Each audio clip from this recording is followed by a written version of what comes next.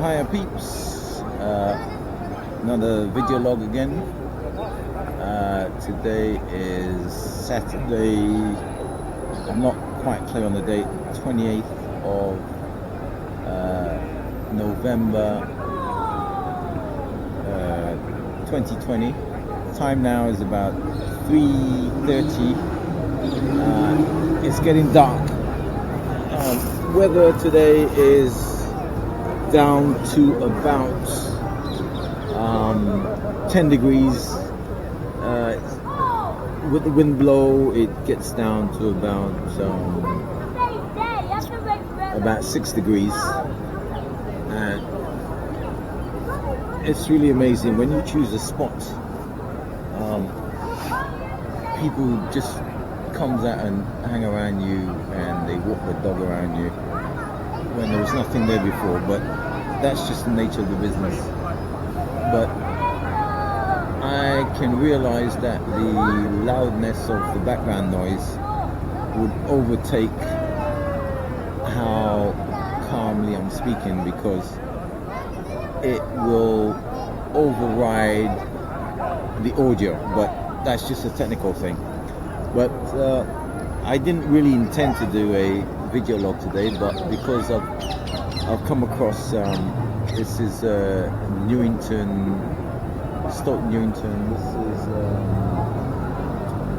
I think they call it Newington Green, and there's recently there has been a statue that's been unveiled, and I think it's that representing a prominent woman and representing womanhood, and there's big controversies over it because people are trying to figure out what is it, and there's a very tiny little sculpture of a woman on top of the on top of the main mass of the of the sculpture. So this is a terrible thing about life, and this is a great thing about living in London, is that, or my London, there's loads of things always happening around me, and it's great that I was looking at this in the newspaper the other day, and I never realized it was just part of my locality. And so this is fantastic. So this is a sculpture dedicated to a certain woman and womanhood. I haven't got all the details of what she's prominent for, but obviously if you get a statue or a monument made for you after you've done something socially and prominently. Actually, just around the corner there is another building that's given prominence, that this is where the women's liberation, the suffragettes started, but the precise details I haven't got. Like I said, usually when I do these video logs, it's not really that I intend to. It's just that it's on the spur of the moment. So this is the location. So I hope you can see in the background people actually looking at the statue and looking at the details. But the main video log I usually go on about is actually the current virus situation. And the current situation is we're actually in lockdown. This is the third tier, and it's a total lockdown in the whole of the UK. We're not allowed to associate with anybody outside of our family or our bubble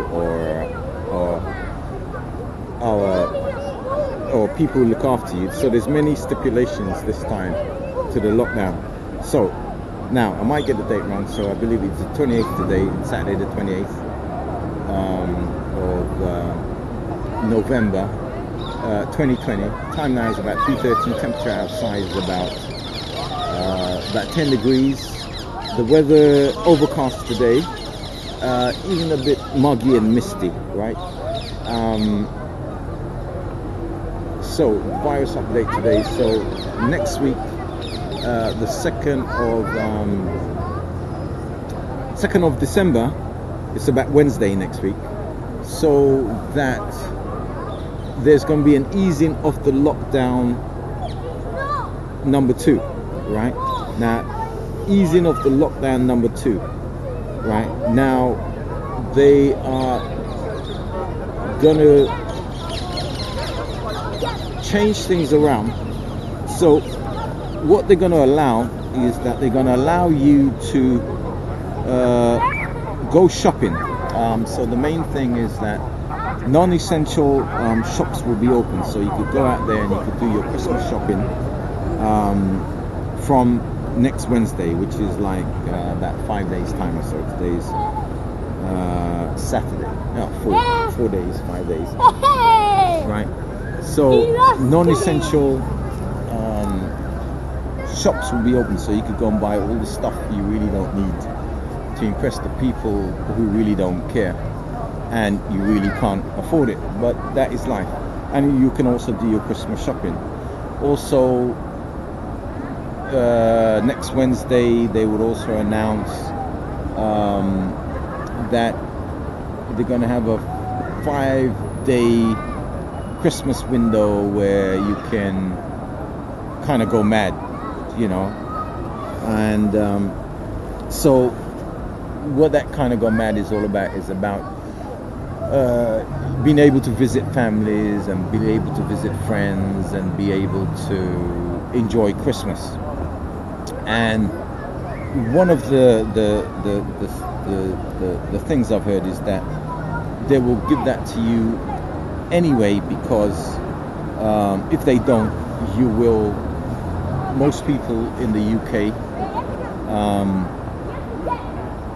would break the rules and regulation anyway, so they might as well let you do it rather than enforce certain stringent rules and regulation. But here's the thing, the government have to balance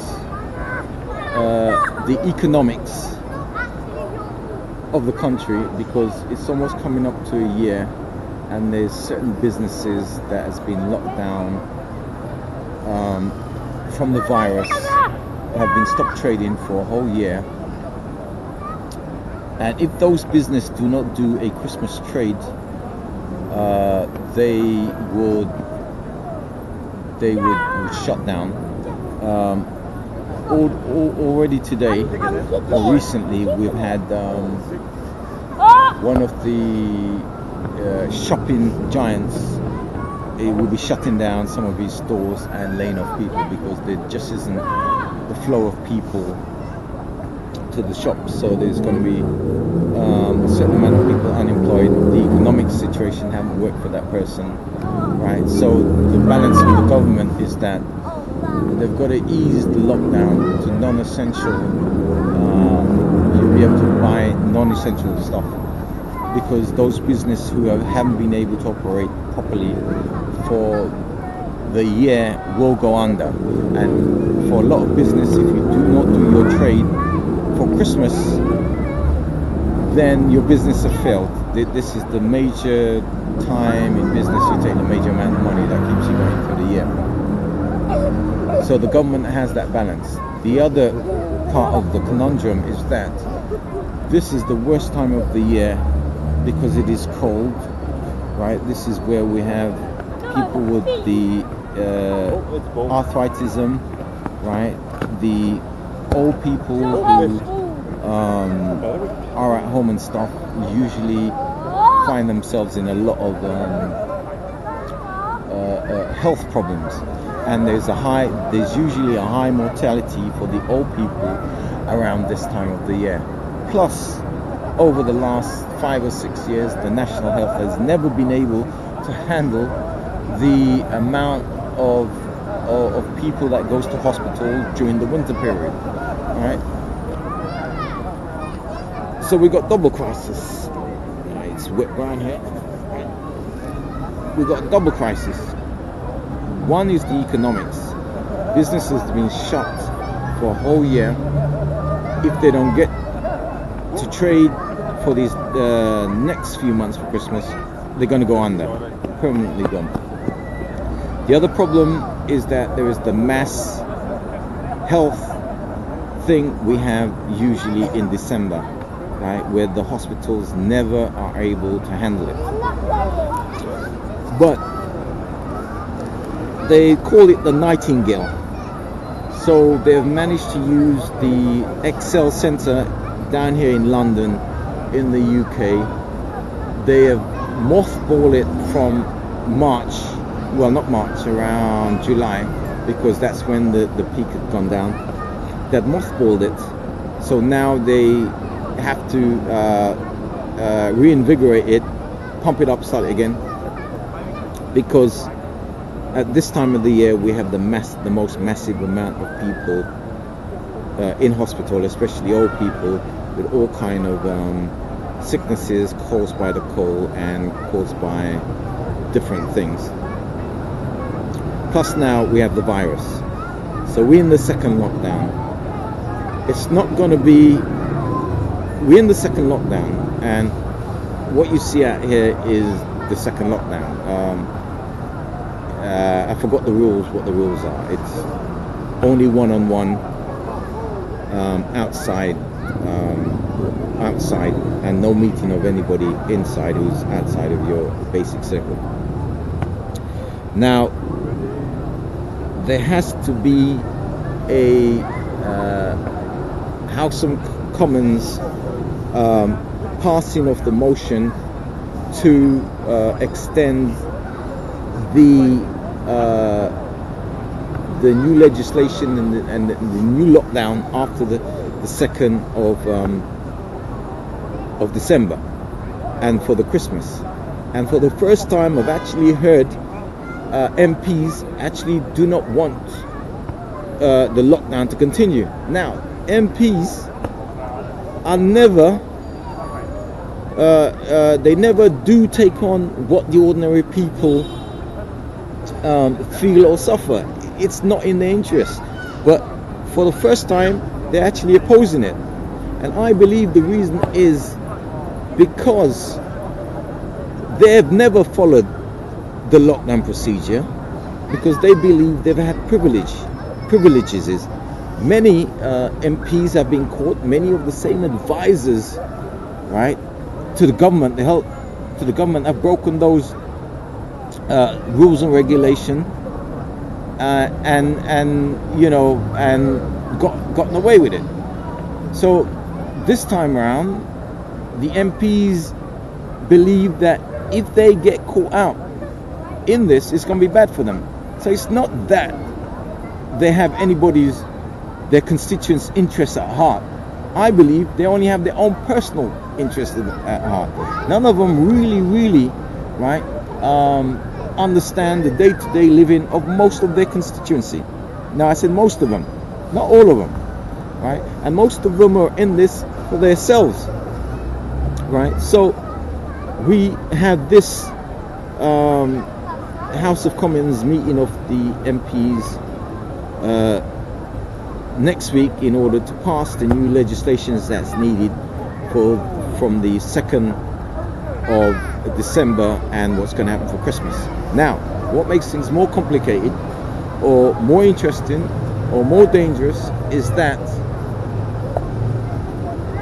I believe after Christmas, January, we're going to go into a more stricter and harsher lockdown. The reason being, the current death rate is apparently around 2,000 people die in the UK at this moment, right? 2,000 people.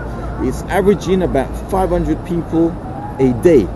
500 people a day. It'll go up to 600, you go down to 350, but it's averaging around about 500 people a day dying right now, every day. Now, in a couple of weeks, I believe it's actually going to go up because of the the climatic condition, the cold, the weather, poverty, and what have you.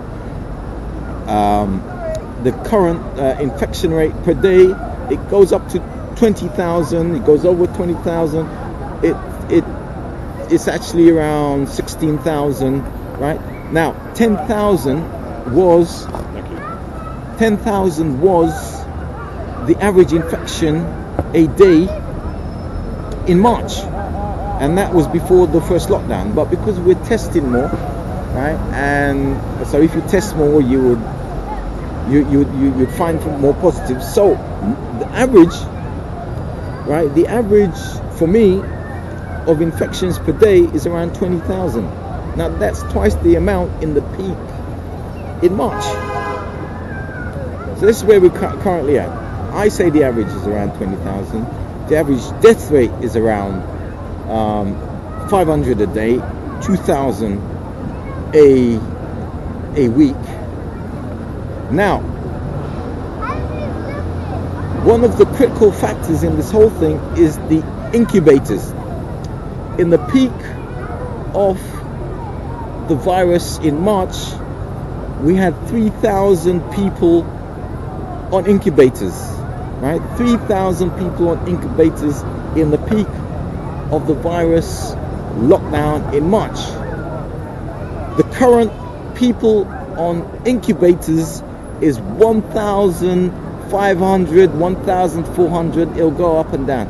So we are at half the capacity of incubators that we had in March. But here's what. How much incubators we have, we don't know, right? The crisis is there is certain parts of England that have reached the capacity in admission to hospital. They've reached their capacity in intensive care. And so what is being said that the easing of the lockdown number 2 would still mean that there will be certain parts of the country that's going to be in the 3rd tier of the lockdown, which means there is no easing of the lockdown. It's just strict lockdown as before. No pubs, no clubs, no restaurants, no socializing. You can't leave the area, right? So there's many. That's what's in force right now. So come next few days' time, there's going to be an easing, but there'll be certain areas who will still be in the 3rd phase, which is like there's no change. It's still full lockdown for them. But what is being said at the moment is that this is going to last until March next year. So they've kicked it into the long grass again. So March next year is like 4 or 5 months away, right? And they're priming us that we're still going to be in this situation. Remember, March this year is when we had the peak of the virus. But there are some pluses, right? So the pluses are, do you believe in the vaccine? Now, whether you do or don't, here's the point. How long does it take for that vaccine to be actually active in your body? I hear there's 2 parts to it. So is it after 1 month? Is it after 2 months? Is it after 2 weeks, right? So everybody's running away with it. Yeah, we're going to be safe with this vaccine. But is this vaccine going to be active? Is it going to be ready? Actually, it's not even officially available. You know, so, but they're running away with the thing, oh, we'll be safe with the vaccine. This is all good. You know, this is all good. But here's the other bits of the complication, which I haven't heard about. If you've already been infected and you've had your isolation and you've come out of hospital and you've got antibodies in your body, would you be okay? Would you be immune to the virus? would you need a vaccine if you already had the virus and gotten over it? Now, here's what. If you say they need the vaccine when you've already had it and you've got antibodies in you already, it means that the virus is mutating. And just in that tells you that the virus is mutating if they tell you that you need the vaccine and you've had the virus and you've gotten over it. It means it's mutating, because then you have no reason to take the vaccine, because you already would have the antibodies, right? Now, the other advantage is the whole of Britain is infected, and those who are going to get sick is going to get sick, and those who are going to go clear is going to go clear, because the virus has had the time to circulate, and by January everybody would have been infected, right? You know, whether you're isolated or not isolated, right? And here comes another conundrum. So if January they say, okay, if you've been isolating for, I don't know, 9 months, right? Now everybody out there is carrying the antibodies, everybody out there has had the virus and they're surviving. Now you've been in isolation, you come out now, the virus is going to get you, right? So that's the catch-22 when it comes to January or March. And then if it snows and if it's very cold in the winter, add that to the whole situation. I've heard some people say we are in an apocalyptic situation. The apocalypse is actually now, not only business-wise but health-wise. And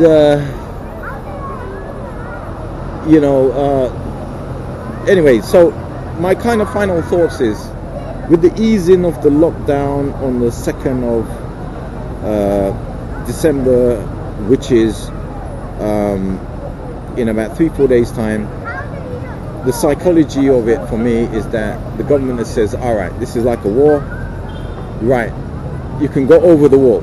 You know, over the wall is a First World War term where, you know, they had to grab their guns and go over the wall and fight the enemy.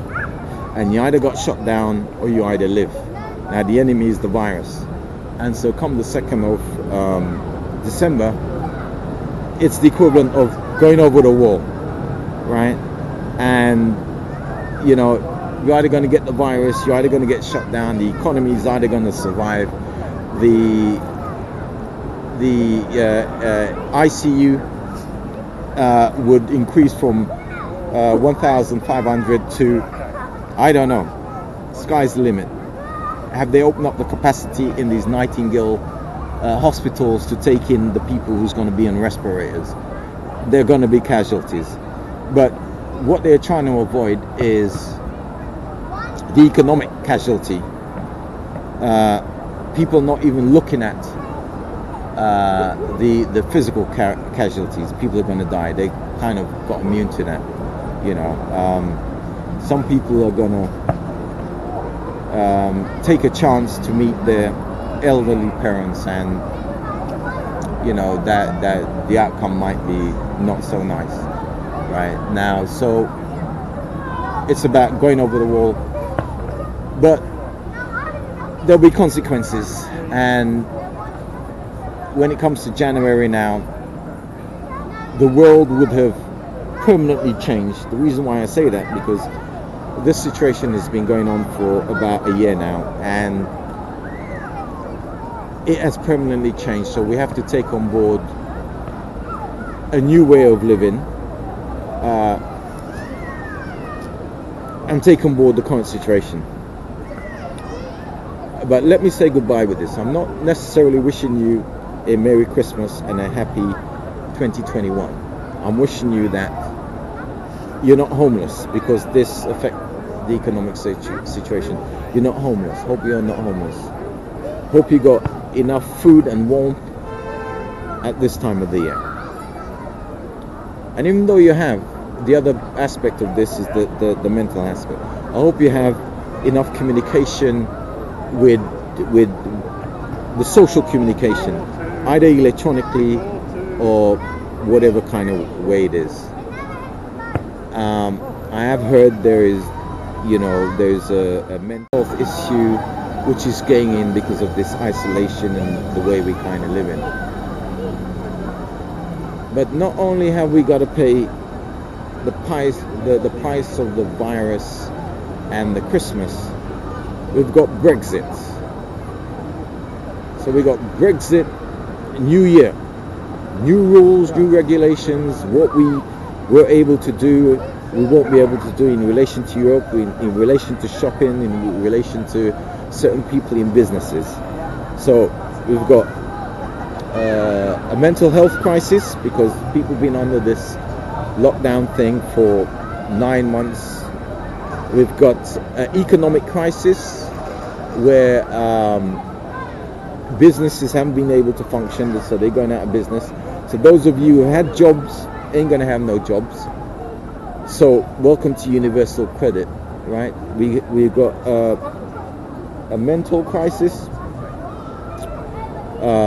because the people have been taking this very, very seriously, and we should, isolating themselves. And then we got the Brexit. We're going to chuck that in. So I have no idea what's going to happen because Christmas is that hill, right? And I can't see over that hill. So I wish you well. Stay physically healthy. Stay mentally healthy.